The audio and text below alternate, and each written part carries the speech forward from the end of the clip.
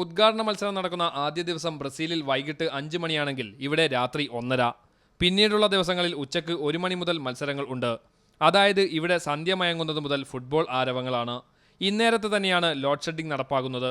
ഇതിനു പുറമെ അനൌദ്യോഗിക വൈദ്യുതി മുടക്കവും. കേബിൾ കണക്ഷൻ വഴി ചാനൽ കാണുന്നവർക്ക് സ്വന്തമായി വൈദ്യുതി ലഭ്യമാക്കാനുള്ള സൗകര്യങ്ങൾ ഏർപ്പെടുത്തിയാലും കാര്യമില്ല. ഒരു പ്രദേശത്ത് വൈദ്യുതി ലഭ്യമല്ലെങ്കിൽ അവിടെ കേബിൾ കണക്ഷൻ വഴി ചാനൽ കാഴ്ച നടക്കാറില്ല. നാട്ടുകാർക്ക് ഒരുമിച്ചിരുന്ന് കളി കാണാൻ അവസരമൊരുക്കുന്നവർ ഇതിനെ പ്രതിരോധിക്കാനുള്ള തയ്യാറെടുപ്പിലാണ്.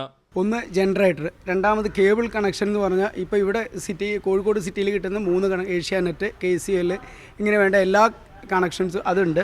പിന്നെ അതുകൂടാതെ 3 ഡിഷ് വെച്ചിട്ട് 3 ചാനലുകളുണ്ട്. 3 വീഡിയോകോണ്, സണ്ണ്, എയർടെൽ അങ്ങനെയുള്ള കണക്ഷൻസ് എല്ലാം ഉണ്ട്.